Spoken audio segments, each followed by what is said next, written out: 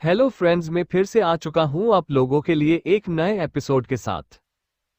तो hello guys, मैं हूं राज और आप लोग देख रहे हैं राज द स्टोरी। तो आज का वीडियो शुरू करने से पहले मैं आप लोगों को बता दूं, अगर आप लोग चैनल पर नए आए हो तो प्लीज़ चैनल को लाइक, सब्सक्राइब एंड कमेंट जरूर कर देना। तो शुरू करते हैं आज का स्टोरी, तब तक के लिए बाय बाय। CH 395 पुराने दुश्मन जाग गए। शौर्य और उसके साथी शाश्वती के महल का उपयोग करके उसमें सवार होकर पिछले 2 दिनों से आयुष कुल की नगरी कपिलवस्तु की ओर जा रहे थे। रास्ते में उनकी मुलाकात कुछ 10-12 लोगों से हुई जो बिन बुलाए शौर्य के इस महल में सवार होने के लिए आ गए थे। शौर्य ने भी कुटिल चाल चलते हुए उन सभी को अंदर बुला लिया। वो सभी 12 के 12 लोग शौर्य के बुलाने पर महल के अंदर आने लगे। तभी उनका सरदार अचानक से ठिठक सा गया और उसने शौर्य को देखकर पूछा, ए लड़के, तुम हमसे ये नहीं पूछोगे कि हमने इस सुरक्षा घेरे को क्यों तोड़ा? और तुम ये नहीं जानना चाहेगे कि हम यहाँ क्यों आए हैं? तुम्हें समझना चाहिए कि हम ऐसे वस्तु का सुरक्षा घेरा तोड़ सकते हैं तो हम यहाँ अच्छे इरादे से तो नहीं आए होंगे। इस पर शौर्य ने अपने हाथ के ऊपर हाथ रखा और किसी प्रोफेशनल होस्ट की तरह कहा, मान्यवर, मुझे मेरे मालिक ने आपका स्वागत करने के लिए भेजा है। मुझे इससे कोई फर्क नहीं पड़ता कि आप यहाँ किस लिए आए हैं और क्या करेंगे। मेरे मालिक ही इसका अंतिम निर्णय लेते हैं। ये सुनकर वो सारे लोग शौर्य को ऐसे देखने लगे जैसे किसी पागल को देख रहे हो और ओंठों पर तिरछी मुस्कान लिए अंदर जाने लगे। शौर्य ने उन्हें महल के बाहरी कमरे में लाया और सभी को वहां बैठने के लिए कुर्सियां दी। फिर शौर्य ने हवा में एक बड़ा कागज निकाला जिसके ऊपर कुछ अक्षर छपे हुए थे। शौर्य ने उस कागज को उन सभी के सामने रखा और बोला, अतिथि, आप सभी अवकाशीय उपहार गृह में स्वागत है। हमारे उपहार गृह में आपको निम्नलिखित चीजें भोजन के तौर पर मिलेंगी। उन सभी ने उस कागज पर लिखी वस्तुओं के नाम और उनकी कीमतें देखी तो वो हैरानी से शौर्य को देखने लगे। उनकी भौहें फड़क उठी। एक ने म्याजपा हाथ पटका और बोला, ये क्या मजाक हो रहा है? हम यहाँ इस जगह को लूटने आए हैं, ना कि हम यहाँ भोजन करने आए हैं। और ये वस्तुएं और इनके दाम, ऐसा लग रहा है कि तुम उल्टा हमें ही लूटने के सपने देख रहे हो। ये सुनकर शौर्य ने किसी प्रोफेशनल वेटर की तरह अपने चेहरे पर अजीब सी स्माइल लाई और बोला, अतिथि, आप गलत समझ रहे हैं। इस महल की उड़ान को बनाए रखने में हमें ढेर सारे आध्यात्मिक पत्थरों को ईंधन के रूप में इस्तेमाल करना पड़ता है। हमारे इस व्यवसाय को चलाए रखने के लिए हमें ग्राहक से थोड़ा अधिक दाम लेना ही पड़ता है। लेकिन मैं आपको बता दूं कि इस उपहारगृह के अंदर सिर्फ किसी साम्राज्य सम्राट ही प्रवेश कर सकते हैं। ये तो आपका भाग्य है कि आप इसके अंदर आ पाए हैं। ये सुनकर उन लुटेरों का मुंह बन गया। पर शौर्य ने ये भांप लिया और कागज पर उंगली रखते हुए कहा, हमारे यहाँ मिलने वाली चीजें सर्वोत्कृष्ट गुणों से भरपूर होती है। इसमें कई सारे पोषक घटक मौजूद होते हैं। आपको इन्हें एक बार चख लेना चाहिए। शौर्य की ऐसी उच्च स्तरीय बातें और उसके हाव भाव को देखकर उन लुटेरों को बिल्कुल भी अच्छा नहीं लगा, क्योंकि उनमें से किसी के भी पास इतना धन नहीं था कि वो कागज पर लिखी एक भी वस्तु खरीद सके। आखिर में उन सभी ने एक दूसरे को देखा और सोने हथियार निकाल कर खड़े हो गए और शौर्य की ओर तानकर बोले, बच्चे, अपने स्वामी को बुलाओ। अपनी ये चिकनी चुपड़ी बातें बंद करो।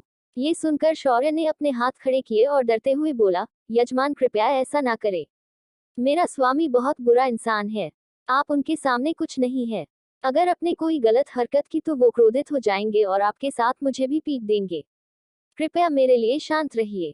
ये सुनकर तो उन लुटेरों की हिम्मत और अधिक बढ़ गई और शौर्यम के ऊपर और अधिक दबाव बनाने लगे। शौर्य ने फिर डरते हुए कहा, रुक जाए, मैं बुलाता हूँ अपने स्वामी को। ऐसा कहकर शौर्य ने ऊपर की ओर देखा और बोला, अबे कुत्ते के बच्चे, नीचे आ, तेरी मौत यहाँ आए है। आज ये बहादुर लोग मुझे तेरी कैद से मुक्त करने आए हैं। आज मैं भी देखूं कि तू कितना शक्तिशाली है। तुझ जैसे जानवर के अत्याचार से मुझे मुक्त करने मेरे लोग यहाँ आए हुए हैं। तभी उन लुटेरों ने जब ये सुना तो एक ने बोला, बच्चे, तुम उसे बुला रहे हो तो जरा इज्जत से भी बुला सकते हो। तुम्हें ऐसे शब्दों का प्रयोग नहीं करना चाहिए। उन लुटेरों को भी अचानक अजीब लगने लगा था। ये लड़का इतना अजीब तरीके से क्यों बोल रहा था? ऊपर से वो ऐसा बोलकर अपनी मौत और उनकी मौत को जल्दी नहीं बुला रहा था। तभी ऊपर सीढ़ियों के पास सभी ने 3 साए देखे। बीच का साया काफी अजीब लग रहा था। सबसे बीच में शेरा खड़ा था, पर उसकी अकड़ आज किसी शेर से कम नहीं लग रही थी। उसके एक बगल में शाश्वती खड़ी थी तो दूसरी बगल में इंदुजा थी। इन तीनों के पीछे रेवा और समर खड़े थे। शेरा ने ऊपर से उन लुटेरों को देखा और फिर मुंह से थोड़ी भरी आवाज निकालते हुए बोला, क्यों बे, तुझे मारने की इतनी जल्दी है क्या, जो तू आज मेरी जगह खुद ऐसे भूख रहा है? तो ये झींगुर लोग तेरे को छुड़ाने यहाँ आए हैं। हम इन्हें देखकर ऐसा लग रहा है कि ये जन्मों के भीतर है और आज यहाँ भीख मांगने आए हैं और तू इनके दम पर अपन को चुनौती दे रहा है। ये सुनकर लुटेरे कुछ बोलते शौर्य ने चिल्लाते हुए लुटेरों के सरदार का हाथ पकड़ा और उठाकर बोला, ये हमारे सरदार है, इन्हें हल्के में लेने की सोचना भी मत। वो एक अर्धदैवीय स्तर के योद्धा है। भले आज वो किसी भिखारी की तरह यहाँ आए हैं और हमारे बाकी के साथी भले उनकी शक्लें किसी भी जानवर से थोड़ी बेहतर है, पर वो सब गए गुजरे लुटेरे हैं। अगर तुझ में हिम्मत है तो इन्हें पीट कर दिखा, तब मैं मानूं। ये सुनकर लुटेरे शौर्य को घूर कर देखने लगे। सरदार ने अपना हाथ उसके हाथ से छुड़ाया और बोला, तुम हमारी स्तुति कर रहे हो या निंदा? और हम क्यों तुम्हारी मदद करेंगे? तुमने अपने मालिक को छेड़ा है, तुम देखो, हम तो भोजन करने आए थे। सरदार को ऐसे पलटते देखकर शौर्य बोला, अरे आप इस कुत्ते से क्यों डर रहे हो? उस पर सरदार ने शाश्वती की ओर इशारा किया और धीरे से दबी आवाज में शौर्य के कान बोला, अबे साले, मैं कुत्ते से कब से डरने लगा? वो तो हम उस बला से डरे हुए हैं जो कुत्ते के बगल में खड़ी है। बस हम यहाँ खाना खाने आए थे, हम खाना खाकर निकल जाएंगे। तू और तेरा स्वामी अपना हिसाब कर लो। ऐसा कहकर उसने अपने साथियों को इशारा किया और वो लोग वापस टेबल पर जाकर बैठ गए। ये देख शौर्य ने शेरा को आंख मारी। शेरा ने अपने पीछे देखा और बोला, सेवक जाओ, जाकर मेहमानों को हमारा सबसे उत्कृष्ट भोजन लाकर दो जो हम सिर्फ सम्राट को देते हैं और इस धोखेबाज को। अचानक शेरा क्या बोलना है भूल गया और बगल में इंदुजा को देखने लगा। इंदुजा ने हड़बड़ाते हुए बात को संभाल लिया और बोली, आप चिंता ना करें स्वामी, इसे मैं देख लेती हूँ। शौर्य ने डरने का नाटक किया और लुटेरों के पीछे जाकर खड़ा होकर बोला, आप लुटेरे हैं लुटेरे, आप ऐसे कैसे डर सकते हैं? आपको इन्हें लूटना है, आप ऐसे पीछे नहीं हट सकते। सरदार ने शौर्य को गुस्से से देख और बोला, नहीं, हमारी इच्छा लूटने की थी ही नहीं, हम तो बस यहाँ इस महल में खाना खाने आए थे। ये सुनकर शौर्य ने चिढ़ते हुए कहा, हमारे जहाज की सुरक्षा कवच को जबरदस्ती तोड़कर तेरा बाप आया था क्या खाना खाने? हरामखोर, झूठे कहीं के, तू लुटेरों के नाम पर कलंक है। तुझे खुद को लुटेरा नहीं कहना चाहिए। तू उस कुत्ते से गया गुजरा है जो अपनी बात ठीक से नहीं बोल सकता और बीच में भूल जाता है। शौर्य की बात सुनकर लुटेरों को उस पर बहुत गुस्सा आया और उन्होंने शौर्य को खा जाने वाली नजरों से देखा, पर शौर्य उनसे डरा नहीं और उन्हें वापस घुटकर देखने लगा, मानो वो कह रहा हो, देख क्या रहे हो बिना मर्दों। लुटेरे की सब्र का बांध टूट गया और उसने शौर्य पर हमला कर दिया। शौर्य ने चालाकी से खुद को उस हमले से बचाया और वहां से भागने लगा। वो लुटेरा भी शौर्य के पीछे दौड़ने लगा। शौर्य पूरे कमरे के अंदर उछल कूद करने लगा और वह लुटेरा भी उसके पीछे यहाँ वहां हमले करने लगा। इस चक्कर में वाहन रखा सामान टूटने लगा और शाश्वती की मुठ्ठियां भींचने लगी। अचानक सभी लुटेरों को अपने रीढ़ की हड्डी में ठंडक महसूस हुई। उन्होंने जब मुड़कर शाश्वती को देखा, उनकी हालत खराब हो गई। तभी जो लुटेरा शौर्य के पीछे पड़ा था वो भी रुक गया था। उसे उसके सरदार ने अपनी जगह पर वापस बैठने का इशारा किया। तभी अंदर से समर एक बड़ी थाली लेकर आया और उसने टेबल पर उसे रख दिया। जब थाली के ऊपर का ढक्कन हटाया गया तो उसके अंदर 12 गोलियां थी। इन गोलियों को देखकर लुटेरों का मुंह बन गया। वो सब एक नजर में देख सकते थे कि ये सब जहर की गोलियां हैं।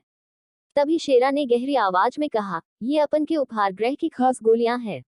इन्हें खाने के बाद आदमी उठता नहीं उठ जाता है। शेरा की बात सुनकर लुटेरों को अब समझ आ चुका था कि ये सभी लोग उनके साथ कोई खेल खेल रहे हैं। उनके भाव बदलते देखकर शौर्य, जो कोने में इतनी देर से डरकर खड़ा था, उसने अब अपनी आवाज में बोलना शुरू किया, तो तुम लोगों को पता चला कि ये सब एक नाटक है। कोई बात नहीं, अब हमें भी नाटक करने की कोई जरूरत नहीं है, तो अब बोलना शुरू कर दो। शौर्य की बात सुनकर सरदार अचानक ऊपर की ओर देखकर हंसने लगा। उसने फिर टेबल पर हाथ मारा और बोला, क्या बात है बच्चे, तुमने हमें लगभग बेवकूफ बना दिया था और हमने भी तुम्हें लगभग बेवकूफ बना दिया था। धत तेरे की, चलो कोई बात नहीं, अब हम भी अपना नाटक रोक लेते हैं। अब काम की बात करते हैं भैरो। जैसे ही उस लुटेरे ने शौर्य को भैरो कहा, शौर्य की आंखें छोटी हो गई। उसने गहरी और डरावना आवाज में पूछा, कौन हो तुम मेरी पहचान कैसे जानते हो? इस पर उस आदमी ने कहा, क्यों, क्या हुआ? अपनी पहचान का भेद खुलते देखकर डर लग रहा है क्या? डरो मत, हमारा संगठन सिर्फ तुम्हें अपना दास बनाना चाहता है। हमारा यहाँ आने का उद्देश्य ही तुम्हें कैद करके अपने साथ ले जाना है। हमारे भगवान ने हमें ये काम दिया है। ये सुनकर शौर्य के हाथ में चंद्रहास प्रकट हो गई और उसने तीखी नजरों से उन्हें देखना शुरू किया। उस पर वह आदमी और जोर से हंसने लगा और बोला, भैरो, तुम हमारा कुछ नहीं बिगाड़ सकते क्योंकि हम तुम्हारी सारी शक्तियां से परिचित है और रही बात हमारे भगवान के पहचान की, तो तुम्हें बता दूं कि हमारे भगवान उन देवताओं में से एक है जिन्होंने पूर्व भैरव को भी खत्म कर दिया था। पर इस बार हम तुम्हें खत्म नहीं करना चाहते, इस वक्त हम तुम्हें जीवित चाहते हैं। पता नहीं क्यों, पर वो तुमसे कुछ करवाना चाहते हैं। ये सुनकर शौर्य का चेहरा सख्त हो गया और फिर उसने कहा, तो तुम तमस देव के भक्त हो? इस पर उस आदमी ने हंसते हुए ताली बजाई और कहा, क्या बात है भैरव, तुम तो काफी समझदार निकले। हमारे भगवान तमस देव ने तुम्हारे शक्ति को प्राप्त करने से पहले ही कैद करने के लिए कहा है। इस पर अचानक अभी तक का शौर्य के चेहरे का सख्त भाव गायब हो गया। उसने अपने दिन हाथ उठाए और एक जबरदस्त अंगड़ाई ली और बोला, ये काफी मजेदार होगा कि तुम लोग मुझे खत्म कर पाओगे। चलो फिर आजमाओ अपनी शक्तियों को। इस पर उस आदमी ने खींचते हुए कहा, भैरव तुम्हें नहीं लगता कि तुम अपनी इस छोटी सी साधना से हमें हल्के में ले रहे हो? फिर उस आदमी ने अपनी कमर में हाथ डाला और कुछ हरे रंग की गोलियों को बाहर निकाला और शौर्य की ओर उछाल दिया। अचानक वो सारी गोलियां हवा में एक के बाद एक फट गई और उनके अंदर से काले रंग की रस्सियां निर्माण हुई और उन्होंने शौर्य को जकड़ लिया। जब शौर्य ने उससे मुक्त होने की कोशिश की तो उसे एहसास हुआ कि उसकी शक्तियां बंध गई है। उसने छटपटाते हुए कहा, तुम तो काय निकले, मुझे लगा तुम मेरे साथ दो दो हाथ करोगे। इस पर उस आदमी ने कहा, मैं कोई पागल नहीं हूं जो तुम पर हमला करूंगा। अब पहले मैं तुम्हारे साथियों को ठिकाने लगा देता हूं ताकि हम तुम्हें बिना किसी रुकावट के अपने साथ ले जा सके। ऐसा कहकर उस आदमी को नजर शाश्वती पर पड़ी और वो मुस्कुराकर बोला, देवी हमें क्षमा करना, पर आपको अब मर होगा। ऐसा कहकर उसने अपनी कुल्हाड़ी से शाश्वती पर हमला कर दिया। शाश्वती ने तुरंत अपनी जगह छोड़ी और उछलकर दूसरी ओर हट गई। लेकिन उस कुल्हाड़ी की नोक शाश्वती के कंधे को छू गई। उस कुल्हाड़ी की वजह से शाश्वती का खूबसूरत कंधा जख्मी हो गया। ये देखकर शौर्य को बहुत गुस्सा आ गया, पर वो उस कैद से मुक्त नहीं हो पा रहा था। तभी उस आदमी के बाकी साथी भी तुरंत पूरे महल में चारों ओर फैल गए और कुछ ही देर में वो लोग वापस आए। इस वक्त उनके साथ समर, इंदुजा, रेवा और वो छोटी बच्ची थी, पर उसकी मां नहीं थी। ये देखकर शौर्य के मन में घबराहट दौड़ गई और उसका गुस्सा सातवें आसमान पर चला गया। पर तभी पीछे से एक आदमी एक औरत को बालों से पकड़कर घसीटते हुए लेकर आ रहा था। उसने उस बच्ची की मां को उछालकर कमरे के बीच फेंक दिया और बोला, केवट ये देखो मुझे कौन मिला। इस पर उन सभी का मुखिया मुड़कर उस तरफ देखने लगा और जब उसकी नजर उस औरत पर पड़ी उसकी आंखें बड़ी बड़ी हो गई और वो तुरंत बोला, सुबह तुम मुझे आखिर में मिल ही गई। मुझे लगा उन आयुष कुल के लोगों के कैद से तुम भागने के बाद मुझे कभी नहीं मिलोगी। ये नियति है नियति, तुम अपने इस पति से कितने दिनों तक दूर रह सकती हो। उसके बाद केवट पागलों की तरह हंसने लगा और फिर उसने सुबह के बालों को पकड़ा और उसके चेहरे पर दो थप्पड़ खींचकर मारे। अपने जीवन में पहली बार शौर्य इतना दुर्बल महसूस कर रहा था। उसकी आंखें क्रोधाग्नि से लाल हो गई थीं। उसका शरीर गुस्से से तपने लगा था। वहीं उसके सारे साथी जमीन पर घायल होकर पड़े थे। शाश्वती भी अभी अभी मिले घाव से अपने दर्द को छुपाते हुए बोली, तुम बस कुछ कायरों की टोली हो, अगर मर्द होते तो मेरे पति को मुक्त करके उसके साथ अपनी ताकत को आजमा लेते। ऐसा कहते हुए शाश्वती ने अपनी मुट्ठी बंद की और रोशनी के एक गोले को उस आदमी की तरफ उछाल दिया। उस आदमी ने अपनी कुल्हाड़ी को हाथ उठाकर उस गोले के सामने लाया। दोनों का जबरदस्त टकराव हुआ और वो कुल्हाड़ी उस आदमी के हाथ में वापस चली गई। लेकिन रोशनी का गोला जो उस कुल्हाड़ी से टकराया था उड़कर वापस जाकर शाश्वती को लग गया, जिस वजह से शाश्वती घायल होकर वहीं बेहोश हो गई। उस आदमी ने फिर अपने साथियों को देखा और कहा, इन सभी को एक साथ बांधकर बीच में रखो, आज हम इन्हें हमारे भगवान को प्रसन्न करने के लिए इनकी चिता की होली जलाएंगे। क्या ये तमस देव के भक्त शौर्य के साथियों की सच में होली जलाएंगे? क्या शौर्य अपने साथियों को इनके चंगुल से बचा पाएगा? ये शेरा इस वक्त अचानक कहा गया है। CH 396 केवट का खात्मा। शौर्य और उसके साथी कपिलवस्तु की तरफ निकल गए थे, पर रास्ते में ही उनके महल में कुछ लुटेरे घुसपैठ कर देते हैं। शुरुआत में जो लोग शौर्य को सिर्फ लुटेरे लग रहे थे, ये असल में भैरव के दुश्मन तमस देव के भक्त होते हैं। उन लोगों ने शौर्य को एक झटके में चमत्कारिक बेलों में बांध दिया और उसके साथियों को घायल करके उन सभी को खत्म करने के लिए उन्हें एकत्रित लाने की शुरुआत कर दी। तभी शौर्य जो इसको उन चमत्कारिक बेलों में फंसा हुआ था, बाहर निकलने के बारे में सोच रहा था। तभी उसके दिमाग में सिस्टम की गुस्से भरी एवं आई, मुझे शर्म आती है तुम पर कि तुम मेरे स्वामी हो। आज तक मैंने तुम जैसा ढीले पेंच का आदमी नहीं देखा। तुम्हें पता होना चाहिए कि इस समस्या से बाहर कैसे निकलना है। सिस्टम की ऐसी बात सुनकर शौर्य ने गुस्से से कहा, अब तुम भी मेरे जख्मों पर नमक छिड़कने आए हो क्या? एक तो मेरी कोई शक्ति काम नहीं कर रही, तो बताओ मैं इस मुसीबत से कैसे बाहर निकलूं? इस पर सिस्टम ने दांत भींचते हुए कहा, खुद को इतना शातिर कहते हो तो तुम्हें पता नहीं इससे कैसे बाहर निकलना है। इस पर शौर्य की हट गई और मन ही मन चिल्ला कर बोला, ऐसे बोल रही हो जैसे मैं इस मुसीबत से चुटकी बजाकर बाहर निकल जाऊंगा। इस वक्त मेरे पास कुछ भी नहीं है जिसका मैं उपयोग कर सकूं।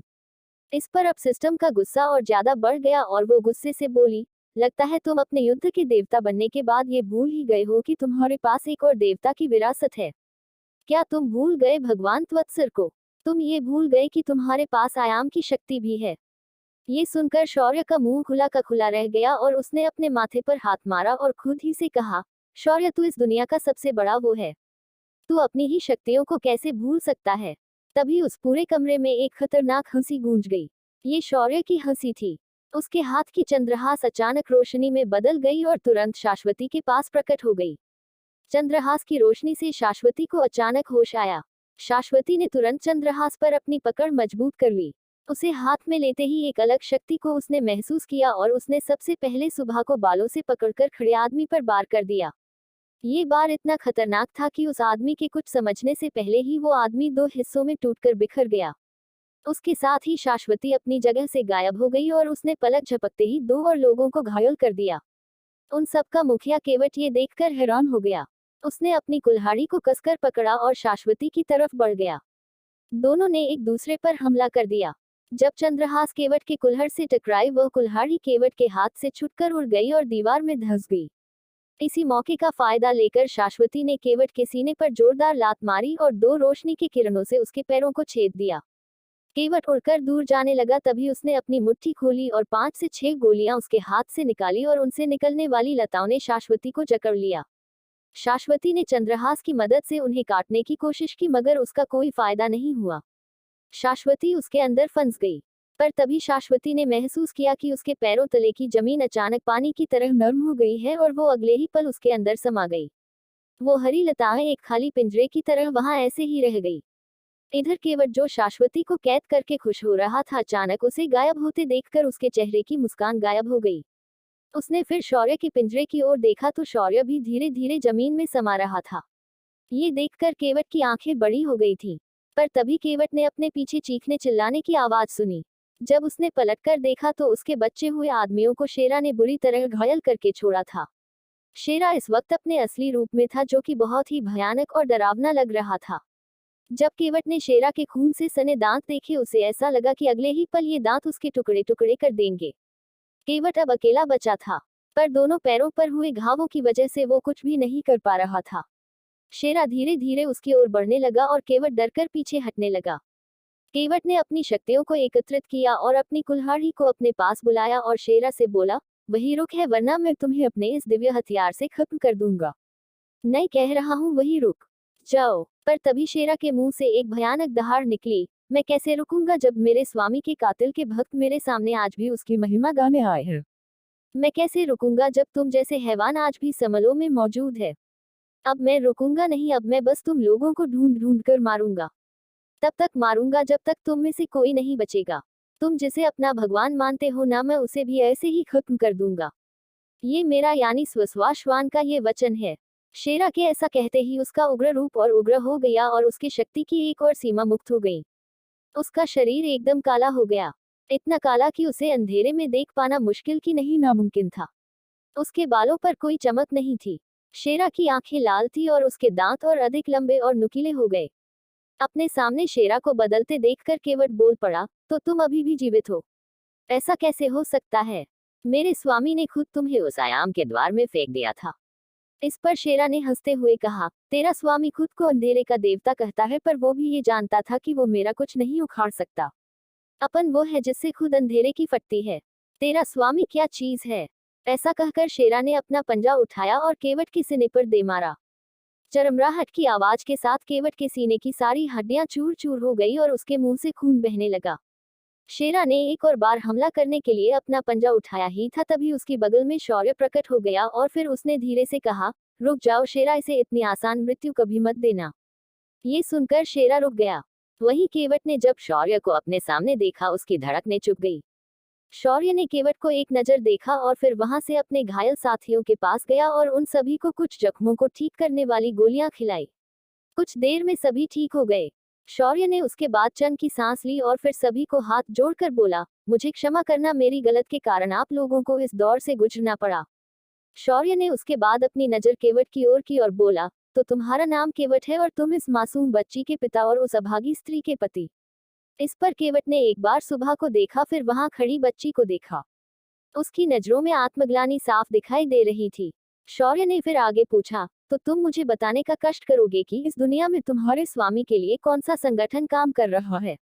इस पर केवट ने अपने दांत भींचे और बोला, चाहे तुम मुझे मार ही क्यों ना दो, मैं तुम्हें नहीं बताऊंगा। ये सुनकर शौर्य ने उसे आगे कुछ नहीं कहा। उसने उसके घायल साथियों को देखा जिन्हें शेरा ने घायल करके अधमरा करके छोड़ दिया था। शौर्य उन सभी के पास गया और उन सभी को कुछ गोलियां खिलाई और वो सब लोग ठीक हो गए। शौर्य ने फिर उन सभी को पूछा, तुम्हारे संगठन का क्या नाम है। इस पर उन्होंने सभी ने नाम बताने से मना कर दिया और ठीक होने की वजह से शौर्य पर हमला करने के लिए तैयार हो गई। पर जैसे ही उन लोगों ने अपनी ऊर्जा को प्रवाहित किया, उनके मणिपुर चक्र में एक भयानक दर्द उठा और सभी ने खून की उल्टियां कर दी। शौर्य ने फिर एक बार उन सभी को देखा और बोला, तुम्हें क्या लगा कि तुम ठीक हो गए तो तुम मुझ पर हमला कर पाओगे। ये तुम्हारी गलत फहमी है। मैं कभी भी किसी पर भरोसा नहीं करता। उसके बाद शौर्य ने फिर एक बार वही सवाल दोहराया, आपके संगठन का क्या नाम है। इस बार उन सभी लोगों ने एक बार एक दूसरे को देखा, फिर केवट को देखा, फिर उन्होंने एक बार फिर नाम बताने से मना कर दिया। ये देखकर शौर्य ने अपने सामने बैठे आदमी के सीने पर वार कर दिया और उसका हृदय उखाड़कर बाहर निकाल लिया। फिर शौर्य ने उन सभी के सामने उस आदमी के शरीर को हाथों से फाड़ना शुरू कर दिया और उसके मांस के छोटे छोटे टुकड़े तोड़कर अलग कर दिए। ये नजारा सबसे ब्रूटल और खतरनाक था। देखने वाले लोगों की अंदर तक फट गई। तभी एक ने डर के मारे तुरंत कहा, बताता हूं मैं, रुक जाओ। ये सुनकर शौर्य रुक गया। इस दौरान समर ने उस छोटी बच्ची के आंखों पर हाथ रख दिया था।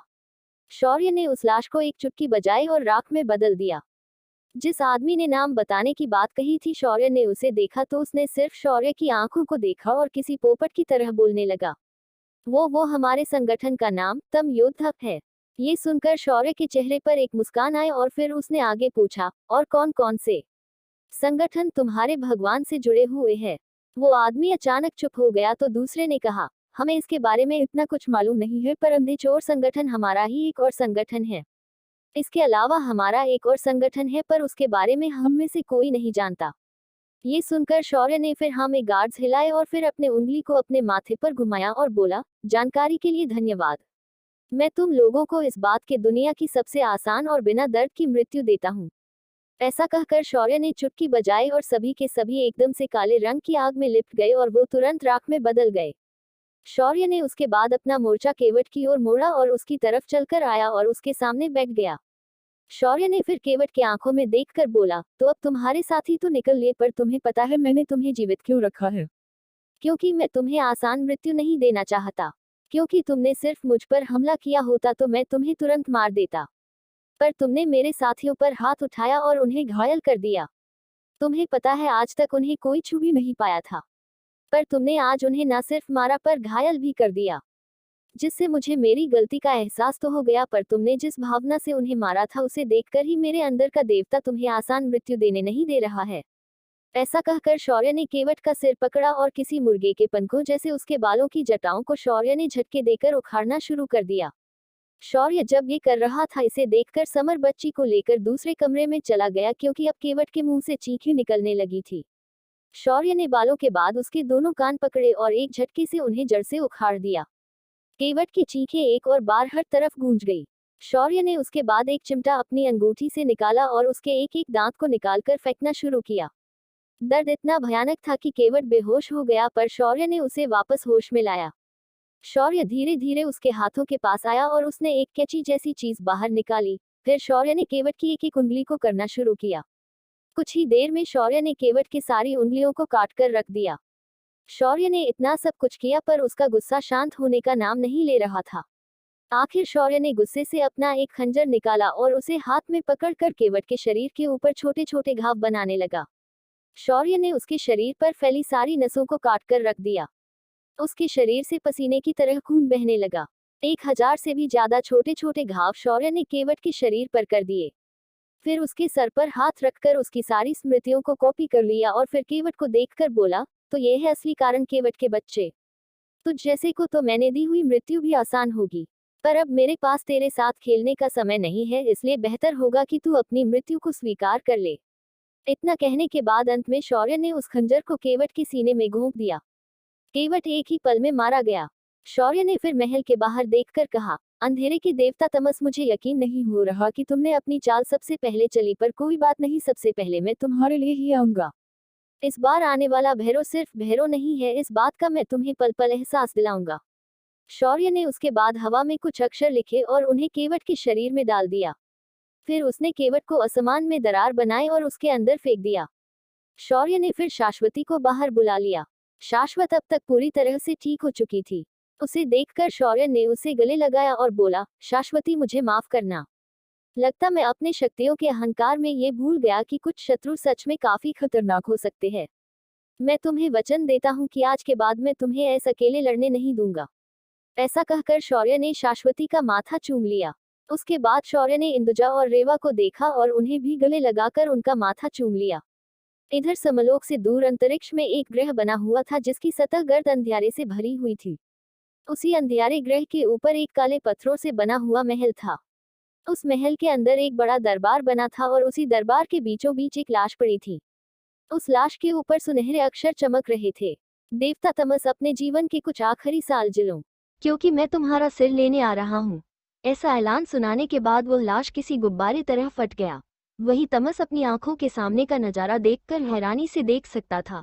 क्या हुआ था आखिर तमस के महल में? क्या शौर्य तमस को कभी हरा भी पाएगा? क्या होगी तमस की प्रतिक्रिया? CH 397 आयुष कुल का नरसंहार।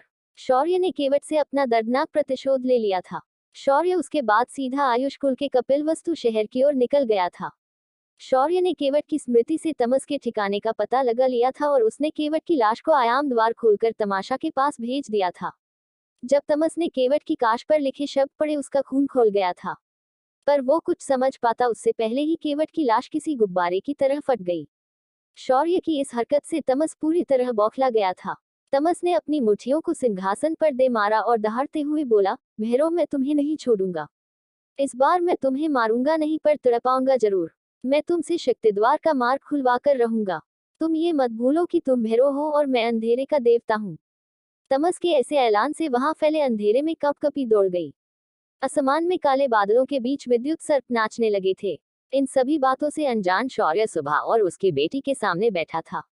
शौर्य ने हाथ जोड़ के सुबह से कहा, बहन, मुझे क्षमा करना, पर मेरे कर्तव्य के बीच तुम्हारे सुहाग आ गया। भले वो कैसा भी हो, पर वो तुम्हारा सुहाग था जिसे मैंने छीना है। इसके लिए मुझे माफ कर देना। शौर्य की ऐसे माफी मांगता देख सुबह ने उसके हाथों को पकड़ा और कहा, आप मुझसे क्यों माफी मांग रहे हैं? आपने तो मुझे उसके कैद से मुक्त कर दिया है। वो सिर्फ नाम का मेरा पति था। उसने मुझे आयुष कुल के लोगों को बेच दिया था और उसके बदले मिली धनराशि लेकर वहां से भाग गया था। उसके लिए हम दोनों सिर्फ एक वस्तु मात्र थे। उसे अपने कर्मों की सजा एक ना एक दिन मिलनी ही थी। इसके लिए आप खुद को दोष देना छोड़ दीजिए। ये सुनकर शौर्य को थोड़ा अच्छा महसूस हुआ। जो अपराध बोध की भावना उसके मन में थी वो खत्म हो गई थी। शौर्य ने फिर माँ बेटी को आराम करने के लिए कह दिया और बाहर आ गया। बाहर आकर उसने देखा कि रेवा सोने तीव्र वायु तत्व को शौर्य ने सीखी नई साधना तकनीक से साध रही थी। उसके साथ ही उसकी साधना का स्तर भी बढ़ने लगा था। वहीं इंदुजा और शाश्वती भी अपनी अपनी साधना पर काम कर रही थी। जब शौर्य ने बाहर जाकर देखा तो आज समर अपनी तलवार को गले लगाने की बजाय आज उससे अभ्यास कर रहा था। वहीं शेरा का फिलहाल मूड खराब लग रहा था। वो अभी भी अपने क्रोध से बाहर नहीं निकला था। आज उसका शरीर पूरी तरह बदल गया था। वो पूरी तरह काला हो गया था। शौर्य ने उसके बदले रूप को देखा तो उसे मन ही मन अच्छा भी लगा, पर उसे चुप देखकर और कोई बकवास ना करते देखकर शौर्य को कुछ कमी महसूस हो रही थी।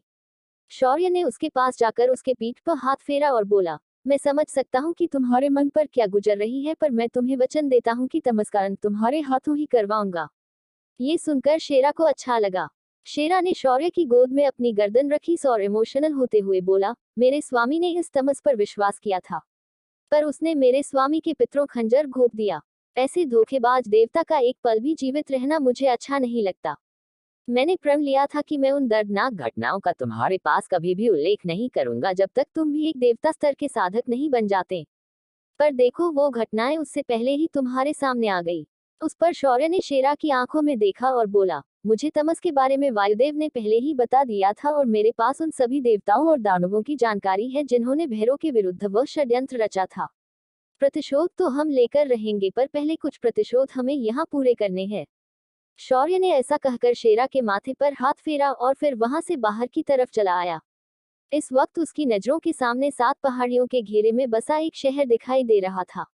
उसे देखकर उसके चेहरे पर एक कुटिल मुस्कान आई और उसने मन ही मन कहा, आयुष्कुल, तुमने अपने अधिकारों का गलत उपयोग किया है और अंधेरे के देवता का पूजन करके इस भैरव को अपना दुश्मन बना लिया है। मैं तुम्हें तो बिल्कुल भी नहीं छोड़ूंगा। आज के बाद पूरा समरलोक तुम लोगों के अंत की कहानी याद रखेगा।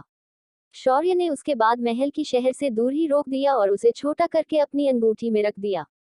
शौर्य और उसके साथियों ने फिर शहर के प्रवेश द्वार पर जाने से पहले अपना भेष बदल लिया, खासकर सुबह और उसकी बेटी का। शौर्य वैसे तो यहाँ बस इन दोनों को छोड़ने आया था, पर जब सच्चाई का पता चला तो शौर्य ने अपना इरादा बदल लिया। शौर्य अब आयुष्कुल को पूरी तरह नष्ट करने यहाँ आया था। उसे इस कुल का शामिल विनाश करना, तब को इन्होंने जो आम इंसानों के साथ किया है, ये कोई अच्छी बात नहीं थी। और उसका ये इरादा शहर के अंदर जाने के बाद और भी मजबूत हो गया। शौर्य ने शहर के अंदर आते ही शौर्य ने सामने जो देखा उसका खून खौल गया। इस शहर में आम इंसानों को दासों की तरह इस्तेमाल किया जाता था।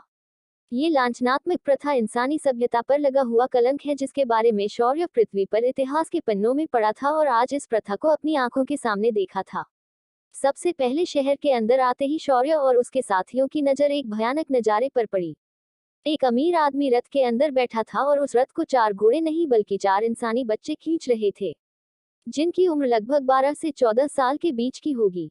रथ पर वह आदमी बैठकर उन बच्चों को उसे खींचने के लिए कोड़े बरसा रहा था।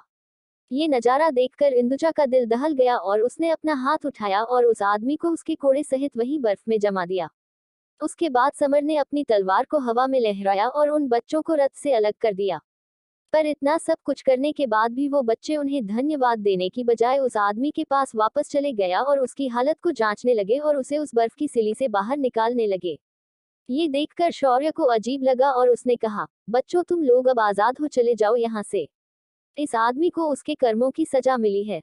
उस पर एक बच्चे ने गुस्से से शौर्य को देखा और बोला, तुम्हें नहीं पता कि तुमने हमारी जिंदगी आसान बनाने की बजाय कितनी मुश्किल बनाई है। तभी पीछे से सुबह की दर्द भरी आवाज आई, ये सही कह रहे हैं।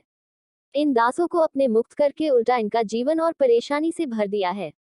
इस शहर में अगर कोई इन्हें दयाभाव से बाहरी इंसान बचाता है तो शहर के न्यायाधिकारी और सिपाही उल्टा इन दासों को और उनके परिवारों को अमानवीय सजा सुनाते हैं। ये सुनकर शौर्य का खून खौल गया। उसने गुस्से से दांत भींचते हुए कहा, क्या साम्राज्य का सम्राट सो रहा है जो वो ऐसी प्रथा को अभी भी यहाँ चलने दे रहा है?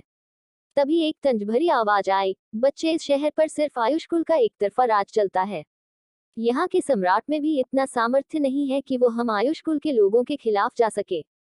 शौर्य ने तभी मुड़कर देखा तो मध्यम आयु का आदमी ढीले हरे रंग का चोगा पहना हुआ और गले और हाथों में ढेर सारे आभूषण पहनकर उसकी तरफ बढ़ रहा था। उस आदमी के लंबे बाल उसके कंधे पर लहरा रहे थे और उसके हाथ में एक चाबुक था। उस आदमी ने आते ही अपने पीछे खड़े सिपाहियों को इशारा किया और उन सिपाहियों ने उन बच्चों की तरफ बढ़ना शुरू कर दिया। इसे देखकर अब शौर्य के सब्र का बांध टूट गया। शौर्य ने एक गहरी सांस ली और फिर कहा, मैंने सोचा था कि इस आयुष्कुल को मैं धीरे धीरे खत्म कर दूंगा, पर लगता है इन्हें जितनी जल्दी हो सके उतनी जल्दी समरलोक से मिटाना ही सही है। इतना कहकर शौर्य ने अपनी चंद्रहास को बाहर निकाला और अपना असली चेहरा सभी को दिखाया। उसके कमर पर बंधा अग्निकुल का निशान फड़क रहा था। शौर्य ने एक गहरी और ऊंची आवाज में कहा, आयुष्कुल के कुल प्रमुख मैं शौर्य अग्निहोत्री यहाँ आयुष्कुल से अपने सवालों के जवाब मांगने आया हूँ। मुझे आशा है कि आप मुझे नाराज नहीं करेंगे। शौर्य की आवाज पूरे कपिलवस्तु में आकाशवाणी की तरह फैल गई, लेकिन काफी देर तक कोई जवाब नहीं मिला। शौर्य ने ये देखा तो उसके चेहरे पर एक तिरछी मुस्कान आई और सामने खड़े उस चोगा पहने आदमी से बोला, आपके आयुष्कुल ने ये मुसीबत खुद अपने ऊपर बुलाई है। मेरी अगली कार्यवाह से बिल्कुल भी दुखी मत होना। इतना कहने के बाद शौर्य ने समर को देखा और कहा, सेनापति, कभी कभी एक सड़े आम को ढूंढना मुश्किल हो जाए तो सभी आमों को फेंकना सही होता है, क्योंकि ये बाकी अच्छे आम भी कहीं ना कहीं अंदर से सड़ना शुरू कर चुके होते हैं। ऐसा कहकर शौर्य ने अपने साथियों को देखा और सख्त आवाज में कहा, इस शहर के हर उस दास रखने वाले इंसान को खत्म कर दो। उसका आदेश मिलते ही उसके साथी हवा में हमगाया हो गए और शहर के हर गली और चौराहे से चीखें निकलने लगी। फिर शौर्य ने अपने सामने खड़े उस आदमी को देखा और एक कुटिल मुस्कान के साथ बोला, एक कुल जो पूरे समरलोक में अपनी दवाओं और लोगों का जीवन बचाने के लिए प्रसिद्ध है, वो अपने ही घर के अंदर आम इंसान के जीवन को कीड़े मकोड़ों की तरह मानता है, तो ऐसे कुल का ना होना ही सही है। अगले ही पल शौर्य के हाथ में चंद्रहास प्रकट हुई और खचक खचक की सिर्फ आवाज हुई और वहां उस आदमी और उसके सिपाही की लाशें बिखर गई। ये सब कुछ इतने कम समय में हुआ था कि किसी को संभलने का मौका भी नहीं मिला। वैसे तो ये शहर इतना बड़ा नहीं था, पर यहाँ की दास रखने वाले लोगों की संख्या अच्छी खड़ी थी।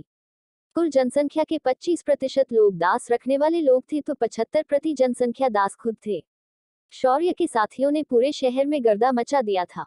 अगर कोई ताकते साधक मिलता तो शाश्वती आगे आती, वरना स्वर्ग स्तर तक के योद्धाओं को मारने के लिए समर, इंदुजा और रेवा काफी थे। शेरा इस मुहिम में सबसे आगे था। जब से शौर्य ने उसे बताया था कि आयुष कुल के लोग तमस के भक्त थे, उसी वक्त से शेरा का गुस्सा 7वें आसमान पर था। उसके सामने तो अर्धदैवीय स्तर के योद्धा को भी डर कर रहना पड़ता था। शेरा ने अपने रास्ते में जो आयुष कुल का सदस्य मिलता, उसे वो मौत के घाट उतार देता था। अगले 2 घंटों में शहर का सुरक्षा प्रशासन और आयु कुल के बाहरी लोग इस मामले को गंभीरता से लेने लगे थे और उन्होंने शौर्य और उसके साथियों के आक्रमण को रोकने की पूरी कोशिश की, पर वो सब बुरी तरह विफल हो गए। अंत में शहर के मुख्य सुरक्षा प्रमुख के पास कोई चारा नहीं बचाया और उसने शहर की धोखे की घंटा बजा दी। पर जब उसने पीछे मुड़कर नीचे फैले शहर को देखा तो हर तरफ उसे मुक्त हुए दास दिखाई से रहे थे, पर इन दासों का एक भी स्वामी उसे नहीं दिखाई दे रहा था। उसके अपने दास भी थे जो इस वक्त उसके साथ थे। उसने तुरंत अपने दासों को उससे दूर होने का आदेश दे दिया। शहर में 2 से ढाई घंटे के नरसंहार के बाद शौर्य के सभी साथी शहर के बीचों बीच पहुंच गए। यहाँ आते ही शेरा ने नाराजगी से कहा, ये सारे तो पाउडर पहलवान निकले, मजा नहीं आया। वहीं सुबह जो इस नजारे को देखकर पूरी तरह से शॉक हो चुकी थी। उसे अपनी आंखों पर विश्वास नहीं हो रहा था कि वो ऐसे लोगों के साथ यहाँ आए हैं जो एक ही झटके में पूरे शहर को लाशों के ढेर में बदल सकते हैं। तभी शहर के उत्तर दिशा में बने महल से एक गुस्से भरी आवाज आई, बच्चे, तुमने यहाँ आकर आयुष कुल की संप्रभुता को ललकारा है। हमारे भगवान के आदेश की तुमने अवहेलना की है। इसकी शिक्षा सिर्फ तुम्हारी और तुम्हारे कुल की मृत्यु है। तभी शेरा ने उसकी बात का जवाब देते हुए कहा, भगवान? किस भगवान की बात कर रहा है तू बुढ़े? वही डरपोक तमस की तू बात कर रहा है ना? मैंने सुना है कि हजारों सालों पहले देवासुर संग्राम में वो इतना डर गया था कि उसने समरलोक को ही छोड़ दिया और आज भी वो यहाँ आने की हिम्मत नहीं करता। ऐसे झूठे डरपोक देवताओं के नाम की धमकी हमें मत दे। तभी वह महल कांपने लगा और उसके अंदर से एक भयानक अंधेरे की आभा बाहर निकल कर आई। हर तरफ तुरंत काला घना अंधेरा छा गया और एक काले कपड़े पहनकर एक बूढ़ा व्यक्ति बाहर आया।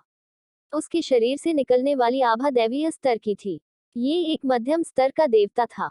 उसकी आंखें काली और अंधेरे की शक्ति से भरी हुई थी। उसके शरीर से काली आभा निकल रही थी जो हर उजाले को निगल रही थी। शौर्य ने उसे देखा और शाश्वती को देखकर बोला, क्या अंधेरे की इस शक्ति को तुम्हारी रोशनी खत्म कर सकती है? इस सवाल पर शाश्वत ने टार्च मुस्कान बिखेरी और बोली, अंधेरा चाहे कितना भी गहरा और घना हो, उसे मिटाने के लिए सिर्फ एक रोशनी की किरण ही काफी होती है। इतना कहने के बाद शाश्वती ने अपना हाथ असमा की तरफ कर दिया और उसके हाथ से एक रोशनी का छोटा गोला निकल गया। उस गोले की शक्ति बाहर आते ही हर तरफ फैला अंधेरा अपने आप सिकुड़ने लगा। ये देखकर वह बूढ़ा देवता असमान से शाश्वती की ओर देखने लगा। उसने गुस्से से कहा, तुम्हारे प्रकाश के देवता भी मेरे स्वामी के अंधेरे के सामने नतमस्तक हो गए हैं और तुम एक तुच्छ दैवीय स्तर की लड़की मेरे इस अंधेरे को मिटाने का प्रयास कर रही हो। तुम्हें पता होना चाहिए कि तुम्हारी औकात क्या है। उसके बाद उस आदमी ने हाथों से इशारा किया और कई सारे बूढ़े आदमी उसके पीछे से बाहर आए। उन सभी की आंखें पूरी तरह काली थी और उनके शरीर से अंधेरे के तत्व की आभा निकल रही थी। उन सभी को देखकर शौर्य ने शाश्वती को पीछे हटने का इशारा किया और खुद आसमान में उड़कर उन सभी के सामने आया। शौर्य ने फिर उन सभी को घृणा भरी नजरों से देख और बोला, तुमने अंधेरे का पूजन किया कोई बात नहीं, पर तुमने अंधेरे का पूजन करते वक्त पाप को भी जन्म दिया, ये बहुत गलत बात थी। तुमने इंसानों पर जानवरों की तरह प्रयोग किए। तुमने इंसानों को अपना दास बनाया और इस सृष्टि के संतुलन का अपमान किया। इसकी शिक्षा सिर्फ मृत्यु है, मृत्यु। क्या शौर्य अपने क्रोध में कोई गलत कदम तो नहीं उठा रहा है? क्या सच में आयुष कुल को खत्म करने के बाद सम्राट इस मामले में टांग अड़ा सकता है? क्या शौर्य कपिलवस्तु के नरसंहार के बाद सुरक्षित बाहर जा पाएगा? CH 398 अंधेरे से संग्राम।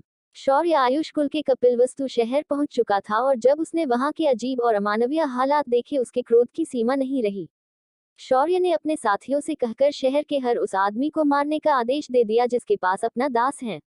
इसका परिणाम ये हुआ कि शौर्य और उसके साथियों ने कुछ ही घंटों में पूरे आयुष कुल के इस शहर को लाशों का शहर बना दिया था और अब बस सड़कों पर मुक्त दास बच गए थे।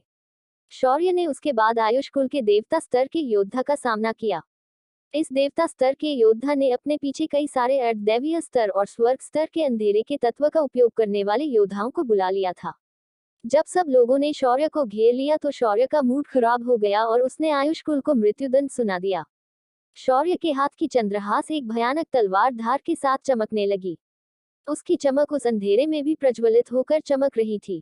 शौर्य ने चंद्रहास को अपने हाथ में आड़ा पकड़ा और उसके पाते पर हाथ फेरते हुए कहा, अंधेरे के देवता के दासों, तुमने मानवता का त्याग किया और दानव धर्म को धारण किया है। इसीलिए मैं शूर भैरव आज धर्म की स्थापना है तो तुम्हारे कुल का संहार करूंगा और संपूर्ण समरलोक को ये संदेश भेजना चाहूंगा कि अंधेरे की पूजा करने वाले को इस दुनिया में कोई स्थान नहीं है। इसके साथ ही शौर्य का अक्राल विकराल रूप सभी के सामने आया। शौर्य आकार तो नहीं बदला पर शौर्य की आभा का आकार बदल गया था। सामने खड़े देवता स्तर के योद्धा ने जब शौर्य की इस आभा को महसूस किया तो उसके चेहरे पर एक मुस्कान आई और बोला, हा हा हा हा, आखिर नए भैरवा ही गया। मेरे स्वामी को तुम्हारा ही इंतजार था। स्वामी तुम्हारा उपयोग करके शक्ति द्वार को खोल देंगे और फिर इस संपूर्ण समराला पर उनका स्वामित्व प्रदाताओं हो जाएगा। भैरव, अपने आप को मेरे हवाले कर दो, मैं तुम्हारे साथियों और कुल के लोगों को आसान मृत्यु दूंगा। पर तभी शौर्य के पीछे एक काला साया प्रकट हुआ और एक आवाज आई, क्या कोई अंधेरे की बात कर रहा है? जरा अपन को भी देखना है कि ये अंधेरा कितना शक्तिशाली होता है। जहां तक मुझे याद है उस डरपोक तमस में इतना दम नहीं था कि वो मुझसे उस वक्त लड़ नहीं पाया, क्या उसका ये भक्त मुझसे लड़ पाएगा? अगले ही पल हर तरफ फैला अंधेरा शेरा के शरीर में समाने लगा और कुछ ही देर में पूरा अंधेरा शेरा के शक्ति का हिस्सा बन गया। ये देखकर अब उस आदमी को थोड़ा डर लगन लगा था। शौर्य ने भी अपने हाथों को फैलाया और तेजी से अंधेरे की तत्व ऊर्जा को सोखने लगा। ये देखकर वो देवता स्तर का योद्धा और हैरानी से इन दोनों को देखने लगा और बोला, असंभव, ऊर्जा बर्बाद, ये कैसे हो सकता है? तुम अंधेरे के तत्व को कैसे अपने शरीर में सोख सकते हो? भैरव के पास ये तत्व था ही नहीं। कौन हो तुम? उस पर शौर्य जोर जोर से हंसने लगा। फिर उसने उस देवता स्तर के योद्धा को देखा और बोला, अबे तू हैरान क्यों हो रहा है? तू भूल गया क्या मैं सिर्फ एक महारथी स्तर का योद्धा हूँ? तुम मुझ पर हमला कर ना फालतू की ऐसी प्रतिक्रिया क्यों दे रहा है? इस पर उस देवता स्तर के योद्धा ने एक गहरी सांस ली और फिर बोलना शुरू किया, मैं लंकेश्वर दान आयुष कुल का पूर्वज हूँ। आज मैं भैरव से युद्ध करने जा रहा हूँ तो इतना सम्मान तो तुम्हें दूंगा। अब हम हार और जीत के बाद ही अगली बातें करेंगे। उसके बाद उसने अपने एक हाथ को आगे किया और उसके हाथों में एक काले रंग की तलवार प्रकट हो गई। तलवार हाथ में आते ही उसने शौर्य पर सीधा हमला कर दिया। शौर्य ने तुरंत उसके हमले का जवाब अपनी तलवार से रोक कर दिया। पर जब दोनों तलवारें एक दूसरे से टकराई तो अंधेरे से बनी तलवार कई टुकड़ों में बिखर गई। ये देखकर उस देवता ने चिल्लाकर कहा, वाह, तो एक उच्च स्तरीय दैवीय हथियार है। मानना पड़ेगा कि भैरव के शस्त्र उससे भी ज्यादा शक्तिशाली है। पर भैरव, तुम भूल गए कि हमारी साधना में कितना अंतर है। तुम मेरा कुछ नहीं बिगाड़ सकते। ऐसा कहकर उसने शौर्य के सीने पर एक जोरदार लात मार दी। शौर्य को संभलने का मौका भी नहीं मिला और वो उड़कर दूर जा गिरा। शौर्य का कवच सक्रिय हुआ था पर इस बार कवच भी थोड़ा सा पिचक गया था। शौर्य को अचानक अखंडी आए और उसके मुंह से सुनहरे रंग का खून बाहर निकलने लगा। पर उसने उसे थूकने के बजाय वापस निगल लिया और गुस्से से असमा की ओर देखने लगा जहां लंकेश खड़ा था। पर शौर्य को तब झटका लगा जब लंकेश अचानक गायब हो गया और उसे अपने पीठ पर एक भयानक दर्द का एहसास हुआ। जब तक शौर्य कुछ प्रतिक्रिया दे पाता, शौर्य पहले ही अपनी जगह छोड़ चुका था और वो ऊपर उड़ गया था। अगले ही पल आसमान में शौर्य के पीछे लंकेश प्रकट हुआ और उसने फिर एक बार शौर्य को एक जबरदस्त घूंसा उसके सर पर दे मारा। शौर्य दुगनी रफ्तार से वापस जमीन पर टकरा गया, पर उसके जमीन से टकराते ही आसपास की जगह धंस गई और शौर्य के मुंह से एक हल्की आह की आवाज आई। शौर्य को लंकेश ने बिल्कुल भी संभालने का मौका नहीं दिया था, इसलिए वो कुछ भी नहीं कर पा रहा था। पर इतने मजबूत हमलों के बावजूद भी शौर्य के शरीर पर कोई खरोंच नहीं थी। बस उसे कुछ अंदरूनी जख्म हुए थे जो तुरंत भर गए। लंकेश एक बार फिर शौर्य पर हमला करने के लिए आगे बढ़ा ही था, तभी शौर्य ने अपना एक हाथ ऊपर किया और बोला, रुक जाओ।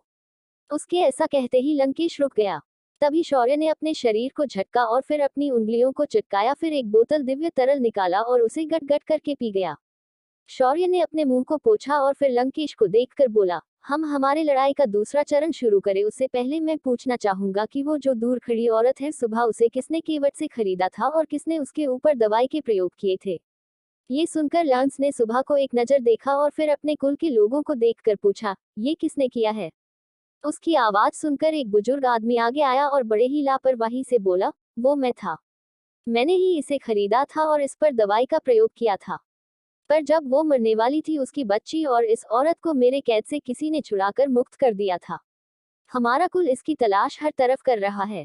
ये सुनकर लंकेश ने शौर्य को देखा और बोला, क्या तुम्हें तुम्हारे सवाल का जवाब मिल गया। इस पर शौर्य ने हाँ में अपना सिर झटका और फिर बोला, तुमने एक बात मुझे बताई तो मेरा भी ये दायित्व है कि मैं भी तुम्हें एक बात बताऊं। तुम्हारे कुल का राजकुमार जो वायुपुत्र कुल में मारा गया था उसे मैंने ही मारा था। ये सुनकर जिस आदमी ने लापरवाही से अपना गुनाह स्वीकार किया था वो गुस्से से दहाड़ते हुए शौर्य की तरफ बढ़ा और बोला, मैं तुम्हें खत्म कर दूंगा। तुम्हारी हिम्मत कैसे हुई मेरे बेटे की हत्या करने की। पर जैसे ही वो शौर्य के पास पहुंचने वाला था अचानक काले रंग की रस्सियां जमीन से उसकी ओर बढ़ी और उन्होंने उस आदमी के शरीर में बसे अंधेरे के तत्व ऊर्जा पर नियंत्रण प्राप्त किया और उसकी तत्व ऊर्जा उलट दिशा में प्रवाहित होने लगी और अगले ही पल उसका शरीर किसी गुब्बारे की तरह फूल गया और धड़ाम की आवाज के साथ वो योद्धा मारा गया। शौर्य ने अपने कान में उंगली डालकर घुमाते हुए बोला, ये बहुत ही कम आवाज था। साला मजा नहीं आया। शौर्य इतना सब कुछ करने के बाद भी लंकेश के चेहरे पर कोई भाव नहीं थे। उसने शांति से शौर्य से कहा, तो क्या अब हम अपनी लड़ाई को शुरू करें। इस पर शौर्य ने अपनी तलवार को देखा और फिर उसे अपने शरीर में वापस रख दिया। फिर उसने अपना हाथ आगे किया और उसका त्रिशूल प्रकट हो गया। त्रिशूल के प्रकट होते ही शौर्य के भाव सख्त हो गए। शौर्य ने फिर लंकेश को देखा और बोला, सही कहा तुमने, अब हमें असली युद्ध को शुरू करना चाहिए। फिर शौर्य ने अपने साथियों की तरफ देखा और अपना हाथ हवा में लहराया। अगले ही पल वो लोग डायमेंशन के अंदर चले गए। जब लंकेश ने ये देखा तो उसकी आंखें हैरानी से बड़ी हो गई पर उसे समझ नहीं आया कि शौर्य ने ये कैसे किया। शौर्य ने फिर अपने एक कदम को आगे बढ़ाया और जमीन पर दे मारा। पूरा शहर कांप गया और कई इमारतें इस झटके से गिरने लगी। आसपास की सातों पहाड़ियां भी अचानक हिलने लगी। अगले ही पल शौर्य ने अपने त्रिशूल को जमीन पर टिकाया और दहाड़ते हुए बोला, ओम नमः पार्वती पते, हर हर महादेव। और बूम की आवाज हुई और शौर्य जमीन से उछाल गया। जहां शौर्य खड़ा था वहां एक विशाल गड्ढा बन गया था। शौर्य हवा में तुरंत लंकेश के सामने प्रकट हो गया और उसने अपने त्रिशूल से सीधा लंकेश के पेट पर आड़े हाथों वार कर दिया। लंकेश सीधा जाति पतंग की तरह उड़कर दूर जा गिरा। पर वो संभल पता उससे पहले उसके पीछे शौर्य प्रकट हो गया और उसने लंकेश के रीढ़ की हड्डी पर कोहनी से वार कर दिया। कड़कड़ की आवाज हुई और लंकेश उड़कर असमा की तरफ चला गया। लंकेश ने जैसे तैसे खुद को स्थिर किया और पलटकर आसमान में जहां शौर्य प्रकट हो सकता था वहीं पर वार कर दिया। लंकेश का वार एकदम खतरनाक था, पर शौर्य वहां प्रकट हुआ ही नहीं और उसके अंधेरे तत्व के ऊर्जा का गोला सीधा ऊपर आसमान में चला गया। तभी लंकेश को अपने पीछे आहट महसूस हुई और उसकी धड़कन चूक गई। उसने झट से अपने आप को बगल में सरका लिया और उसके एक हाथ के अंदर शौर्य का त्रिशूल धंस गया। एक दर्दनाक चीख के साथ लंकेश का हाथ कोहनी से अलग हो गया। लंकेश तेजी से दूर उड़ गया और खुद को स्थिर करके उसने शौर्य की तरफ देखकर बोला, यह असंभव है। तुम एक आम महारथी होकर भी मुझसे तेज कैसे हो सकते हो। इस पर शौर्य ने ना में सिर हिलाया और बोला, अरे हाँ, मैं तो भूल ही गया कि तुम्हें ये बात मालूम नहीं है। असल में मैं दो देवताओं का वारिस हूँ। मैं युद्ध का देवता भैरव तो हूँ ही, पर मैं साथ ही मैं आयाम के देवता का वारिस हूँ, या फिर कह सकते हो कि मैं खुद आयाम का नया देवता भी हूँ। तुम्हें देवता बनने के लिए देवता स्तर की साधना को प्राप्त करना पड़ा, पर मुझे ऐसा करने की आवश्यकता नहीं है। ऐसा कहकर शौर्य ने चुटकी बजा दी और समय रुक गया। ये देखकर लंकेश और भी हैरान हो गया। उसकी आंखें फैल गई और उसने हड़बड़ाते हुए कहा, तुम सिर्फ भैरव नहीं हो, तुम काल भैरव हो। इस पर शौर्य ने हाँ में अपनी गर्दन हिलाई और आराम से चलते हुए आसमान में लंकेश के पास जाने लगा। जैसे ही शौर्य लंकेश के पास पहुंचा अचानक लंकेश हिल गया और उसने शौर्य पर एकदम नजदीक से हमला किया। शौर्य को इस बात का कोई अंदाजा नहीं था कि लंकेश उसके समय को रोकने के बावजूद हलचल कर सकता है। शौर्य इस वजह से उसके हमले के कैसेट में आ गया और शौर्य के जबड़े पर लंकेश का मुक्का लग गया। शौर्य लगभग मूर्छित हो गया था और वो आसमान से जमीन पर अनियंत्रित तरीके से आकर गिर गया। लंकेश के चेहरे पर मुस्कान आए और वो तेजी से शौर्य पर आखिरी बार करने के लिए नीचे की ओर बढ़ने लगा। तभी एक भयानक काला साया आया और उसने लंकेश को जबरदस्त टक्कर मारी। लंकेश उड़कर जाकर दूर गिर गया। तभी आवाज आई, मेरा नया स्वामी अभी उम्र में बच्चा ही है, लेकिन तू ऐसे बच्चों की भावना के साथ नहीं खेल सकता। चुपचाप वहीं पड़ा रह वरना मैं तुझे मुर्गी की तरह चबा जाऊंगा। इधर शौर्य के सिर में बहुत दर्द होने लगा था, पर उसके कुंडलों ने उसकी जख्मों को भर दिया था। शौर्य ने 2-4 बार अपने सिर को झटका और फिर सिर को पकड़कर खड़ा हो गया। जब उसने आसपास देखा तो उसने लंकेश को घायल अवस्था में दूर पड़ा देखा। शौर्य को कुछ अजीब लगा, पर उसने इस पर ध्यान नहीं दिया। पर सिस्टम जो उसके शरीर के अंदर थी, उसकी आंखें बड़ी बड़ी हो गई थी, क्योंकि उसने उस काले साए को पहचान लिया था। पर उसने भी अभी कुछ कहना सही नहीं समझा। शौर्य ने फिर लंकेश को देखा और फिर बोला, लगता है समय की शक्ति का ट्यूमर कोई असर नहीं होता। चलो ये भी सही है, इससे मुझे नया रास्ता ढूंढने का मौका भी मिल जाएगा। शौर्य ने फिर अपने हाथों को झटका और फिर अपने त्रिशूल को पकड़ा। अगले ही पल शौर्य ने अपने सामने त्रिशूल को घोंपने का एक्शन किया और वो त्रिशूल खुली हवा में ही धंस गया। अगले ही पल लंकेश को एहसास हुआ कि उसके पीठ से कुछ उसके शरीर में घुस गया है। तभी उसके अपने सीने से उभरते हुए 3 नोक दिखी और वो समझ गया कि शौर्य के त्रिशूल ने उसका काम तमाम कर दिया है। त्रिशूल ने उसके शरीर में धंसने के बाद लंकेश की सारी शक्तियों को सोखना शुरू कर दिया। देखते ही देखते लंकेश का पूरा शरीर गलने लगा और उसकी अंधेरे की तत्व ऊर्जा विघटित होकर नष्ट हो गई। शौर्य ने फिर अपनी चुटकी बजाई और समय फिर एक बार चलने लगा।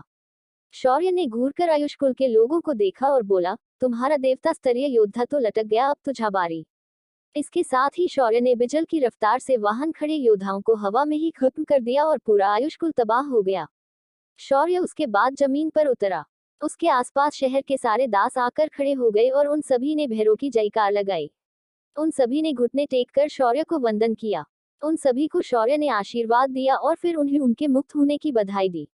शौर्य ने उसके बाद अपने साथियों को वापस बुला लिया। जब सुबह शौर्य के बगल में प्रकट हो गई, एक दास लड़का वहां आया और उसने सुबह को देखकर कहा, बहन सुबह आप ठीक है? आपको देखकर मुझे बहुत खुशी हुई। इस पर सुबह ने उस लड़के के सिर पर हाथ फेरा और बोली, ये सब तुम्हारी मदद के बिना संभव नहीं होता। शौर्य ने फिर सभी दसों को देखा और बोला, आप सभी आज से मुक्त है, पर एक बात याद रखना कि तुम आज के बाद किसी और को अपना दास बनाने की कोशिश नहीं करोगे, वरना मैं खुद यहाँ आकर इस शहर को हमेशा के लिए नष्ट कर दूंगा। उसके बाद शौर्य ने सभी से विदा ली और फिर अपने साथियों को लेकर वहां से जाने लगा। जाते वक्त उसने सुबह और उसके बच्ची के पास उनकी सुरक्षा के लिए डेथ गॉड बॉक्स छोड़ दिए। ये डेथ गॉड बॉक्स थोड़े अधिक शक्तिशाली थे। उसके साथ ही शौर्य ने सुबह और उस बच्ची को साधना तकनीकें और युद्ध कला तकनीकें सिखा दी और वहां से चला गया। अब शौर्य का अगला मुकाम कौन सा है? क्या शौर्य की इस हरकत से समरलोक की राजनीति में कोई बदलाव होंगे? क्या होगा जब सभी को पता चलेगा कि भैरव वापस आ गया है?